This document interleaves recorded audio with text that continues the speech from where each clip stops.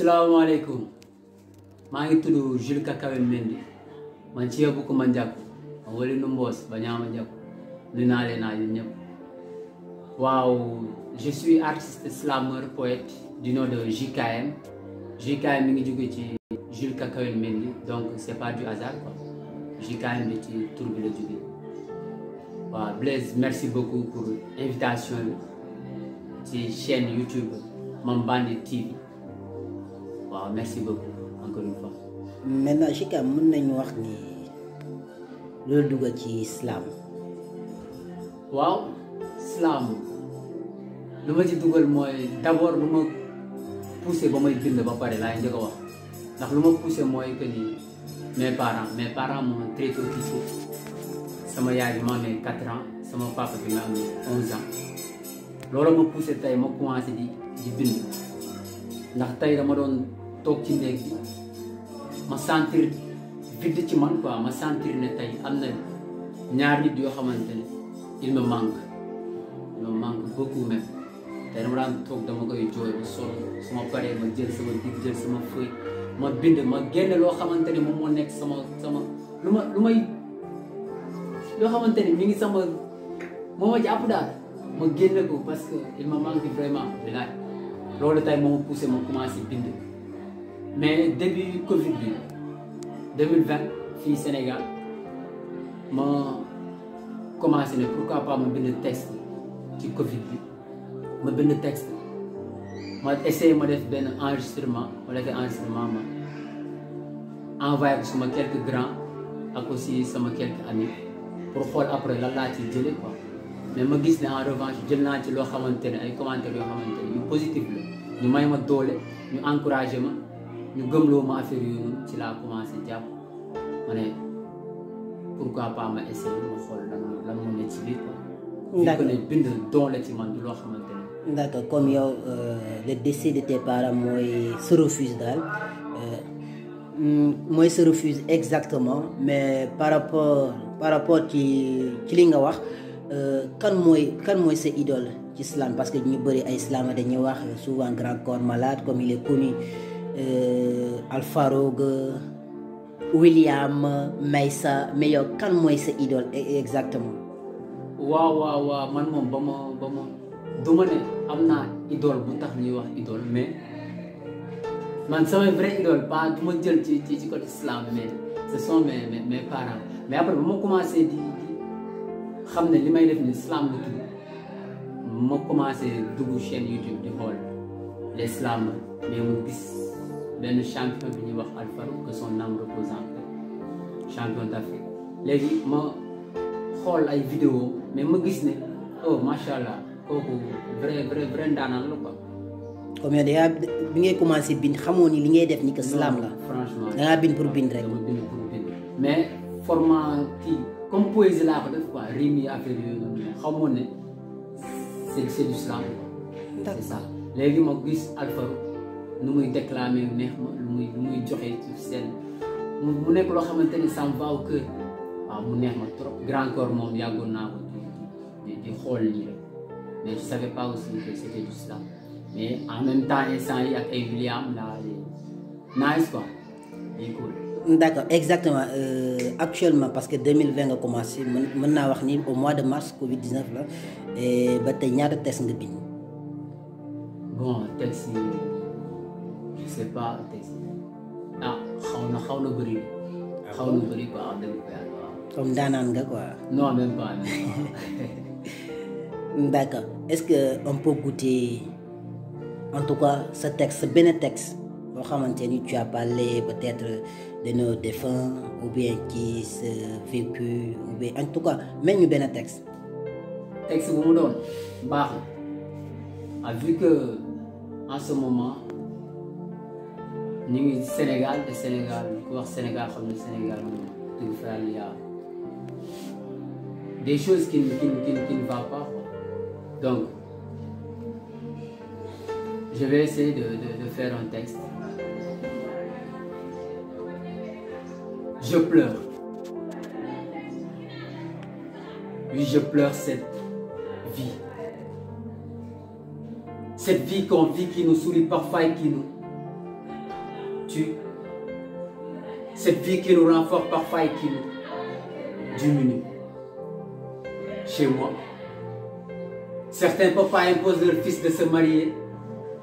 Certaines mères refusent que leur fille aille à l'école parce que tout simplement elles sont fatiguées. Chez moi, tu vois beaucoup de mariages forcés, des grossesses précoces, des marabouts qui exploitent des gosses.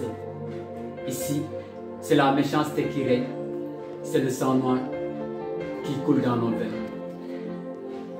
Chez moi, les pauvres sont foutus. Et à l'hôpital, si tu n'as pas d'argent, non, tu n'es pas la bienvenue. Ici, les personnes sont corrompues. Chez moi, les politiciens politisent les faits sociaux. Ils parlent trop, alors que ce pays n'a que des mots. Et c'est par mes mots que je fonce et dénonce ces cons qui s'engueulent sans donner des réponses. Aussi une jeunesse inconsciente qui dépend du gouvernement. Or le gouvernement ment à la jeunesse politiquement. Les bourses tardent et cela rend furieux les étudiants. Et les forces de désordre sont prêts à bombarder tous les étudiants. Et c'est sans raison que tu vois l'homme tuer son prochain sans condamnation. Sans raison, il te tue sans rien laisser à la maison. À la maison, papa qui n'attendait que toi son fiston pour prendre le relais de la maison. Voilà qui t'ont tué sans raison. Ami ou ennemi, on ne reconnaît plus qui est qui. En tout cas ici, tout le monde te sourit. Donc prends soin de ta vie, car la personne qui veut te nuire pourrait être un membre de ta famille. La personne qui veut te nuire pourrait être un membre de ta famille. Chez moi, on danse comme on veut.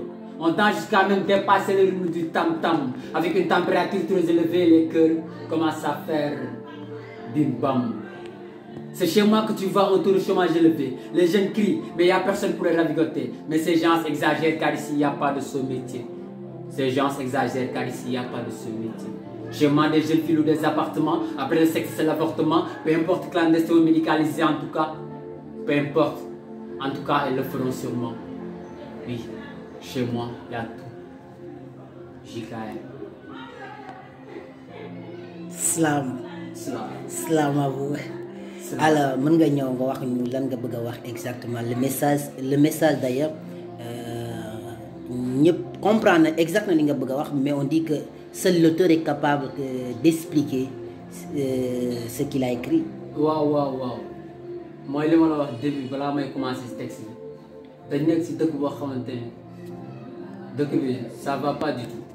Sénégal dafa bëri ay mots quoi, dafa bëri ay problèmes. tey problème yu ma souligné fii yëpp boo xoolee bu ñu résumé dëkk bi problème yooyu moo fi am. tey da ngay gis famille boo xamante ni papa bi day imposer doom ji mën a ko kii ngay tax. nga gis mère bi am doomu bu jigéen au lieu mu bàyyi ko mu jàng mu ne déedéet da koy téye pour mu toog ci kër gi pour muy def ay tâches ménagères. mais dagguma la mais boo xoolee ci affaire de mariage père bi mooy choisir le mari. Est-ce que le du fait souvent culturel, parce qu'on dit qu'on a nos réalités culturelles, aussi qui affaire njàng bi dañoo gis tamit que la plupart de nos parents dañuy jàpp ni que jigéen wàllu jàng est-ce que loolu c'est pas un fait culturel? mais ñun instant dëgg bi àdduna du moins dafa nekk di dox ñu nit faw ñu dox ànd ak moom. tey jii nii sama papa jur na ma mais warul am droit mu ne ma kii laay takk par force mu imposer ma non déedéet man loolu je suis pas d'accord. tey nit ki gis nga mariage yooyu noonu yu bëri boo ko gisee rek xamal ne du yàgg mariage imposé yooyu mariage forcé yooyu noonu mënul yàgg mënul ne amul dafa nekk loo xam ne dafay jógee ci xol. donc nit ki da nga war a bàyyi mu exprimer wu nit ki da nga war a bàyyi mu wax mu tànnal boppam quoi mu ne moom kii la bëgg a nekkal comme bàyyi leen ñoom ñaar ñu dund que nga koy imposé nga ne ko kii nga war a tax wala kii lañ lay taxal man gaw ma yooyu tey xale yi nii xale jigéen yi école tey boo xoolee de nos jours maintenant.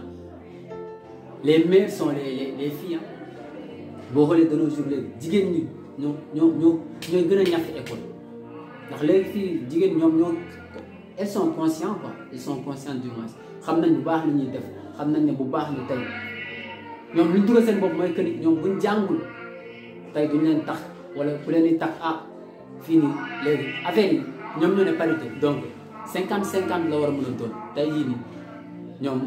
dañoo bëgg a ñafe góorgóorlu seen bopp bañ a yaakaar ci kuréel comme pourquoi loolu ñun suñu yenn yaay di bëgg a jël suñu rax yi wala suñu mag yi dinañ toogloo kër ga par force parce que lan ñoom ñoo war a togg wala ñoom ñoo war a kii wala seen place de école déedéet jigéen dafa war a jàng comme ni góor di jàng c'est ça et beaucoup de choses aussi suñu politiciens yi wax si ñoom ba gannaaw suba dootu jóge ndax tey dañ lay wax lii buñ faloo jeex na tu vois jeunesse bi aussi dañoo basé wu trop ci gouvernement bi buñ def loolu man je crois pas ci loolu noonu man dama bëgg jeune boo xam ne dafa gëm boppam tey jii nii dëgg la ñëpp soxla nañ ñu jàppale mais fii dañoo ne yàlla bay sa tool nit waroo toog di xaar ñu defaral leen yow yaay jéem a ñafe nga avancer tuuti boo avancer rek dinañ la fekk si. D'accord ci loolu lan ngay wax jeunes yi parce que je vois que li ngay wax ci touche trop la jeunesse ban message ngay lancé pour jeunes yi ñu mën a jóg.